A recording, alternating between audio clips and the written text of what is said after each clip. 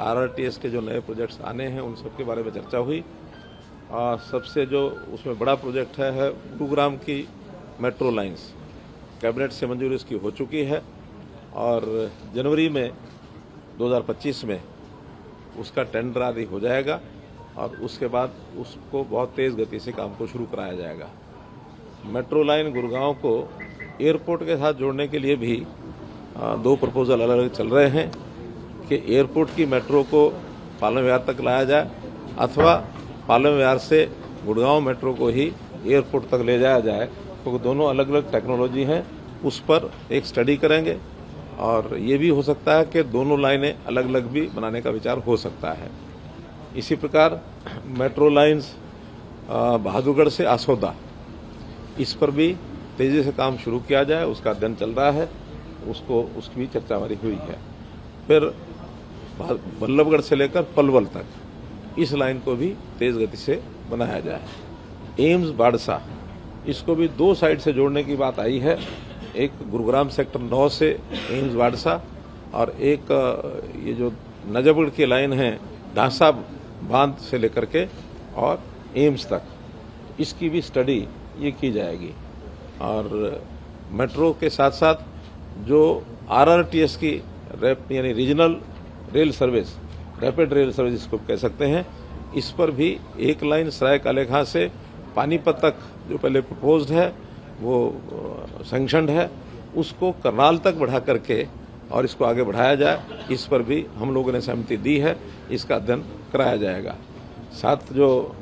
सराय कालेखां से धारूहेड़ा की जो लाइन है, इसको भी बावल और शाहजहांपुर तक इसको बढ़ा करके और इसकी भी मंजूरी सैद्धांतिक रूप से दे दी गई है, इसका अध्ययन करके इसको भी चालू किया जाएगा। एक घोषणा हमने की थी जब मैं स्वयं मुख्यमंत्री था, तो गुरुग्राम से और फरीदाबाद मेट्रो की लाइन स्टडी करने के बाद ध्यान में आया कि मेट्रो की लाइन की बजाय आरआरटीएस जो regional rail rapid rail service है उसकी फिजिबिलिटी ज़्यादा बनती है और न केवल गुरुग्राम से उसको फरीदाबाद तक रखा जाएगा बल्कि उसको जेवर एयरपोर्ट की जो आरआरटीएस दिल्ली से जाएगी उसके साथ जोड़ करके, ताकि सीधा पालम एयरपोर्ट यानी दिल्ली का एयरपोर्ट और जेवर एयरपोर्ट उसके बीच में आरआरटीएस, इसका भी एक प्रकार से सैद्धांतिक रूप से डिपार्टमेंट की ओर से यस हो गई है, उसका एक अध्ययन करके और उस पर भी आगे बढ़ेंगे। तो ऐसे ही सब एनसीआर का एरिया जिसमें रोड ट्रांसपोर्ट के साथ साथ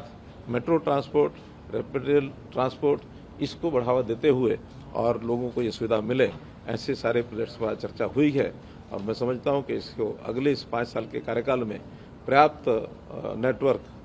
मेट्रो का, आरआरटीएस का ये हमारा बनेगा। हाँ, सेक्टर 56 से लेकर और पचगांव तक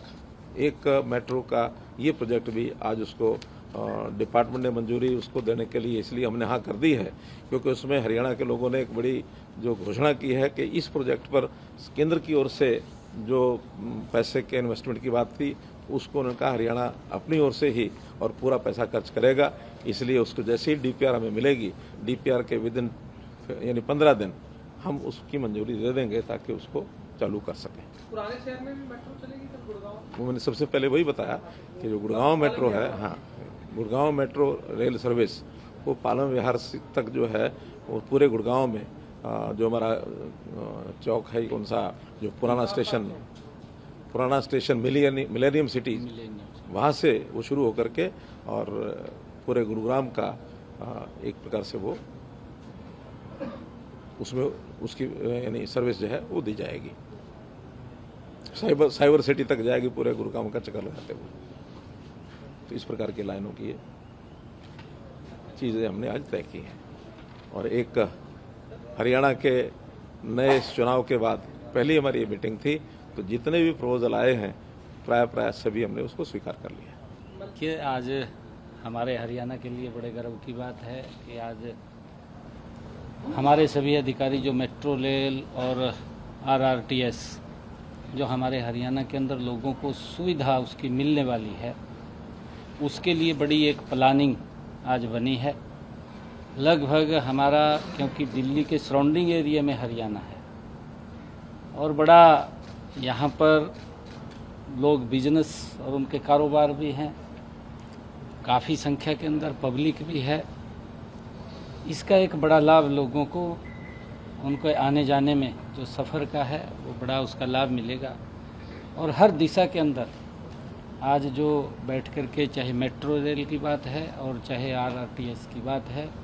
रैपिड रेलवे की बात है, उसको आगे बढ़ाने की बात है, कहीं एक्सटेंशन करने की बात है या कहीं नई खड़ी करने की बात है। एक बड़ी सार्थक मीटिंग हरियाणा की आज केंद्र के साथ हुई है और उसके अंदर कई प्रोजेक्ट्स के ऊपर आज चर्चा होकर के उनको आगे बढ़ाने का निर्णय वो किया गया है। इसके लिए हरियाणा के लोगों को एक बड़ा लाभ इसका मिलने वाला है, चाहे हमारे दिल्ली एयरपोर्ट से जेवर एयरपोर्ट और हमारा जो गुरुग्राम फरीदाबाद होते हुए लोगों को इसका लाभ मिलेगा। और जैसा अभी चर्चा भी की है कि हमारे सराय काले खां से जो एक आरआरटीएस सीधा करनाल को जाएगी, उसका भी बड़ा लाभ मिलेगा। और चाहे हमारा एक्सटेंड है बल्लभगढ़ से पलवल की तरफ जाने के लिए है मेट्रो रेल, और चाहे गुरुग्राम का इंटरनल है, एम्स है, एम्स को जोड़ने की बात है, तो लोगों को सुविधाएं देने का आने वाले समय के अंदर आज इसके ऊपर बड़ी चर्चा हुई है। और मैं धन्यवाद देता हूं आदरणीय मनोहर लाल जी का कि उनके नेतृत्व के अंदर आज हरियाणा को बड़ा लाभ उसका मिलेगा।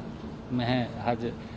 काफ़ी कई प्रोजेक्टों के ऊपर आज उसको लेकर के सार्थक चर्चा हुई है। लास्ट है सर, डबल इंजन की सरकार बार बार चुनाव में भी कही जाती है कि बहुत जरूरी है, तो लगता है आज के लिहाज से पहली बैठक में काफ़ी हरियाणा को आज अगर आप देखते हैं डबल इंजन का ही कमाल है। आदरणीय मोदी जी के नेतृत्व के अंदर किस गति से हरियाणा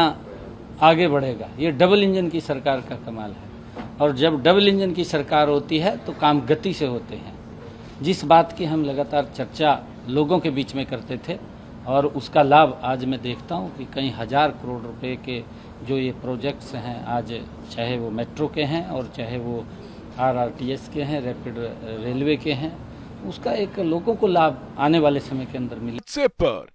खबरों के ताजा अपडेट के लिए न्यूज नेशन के इस क्यूआर कोड को स्कैन करें।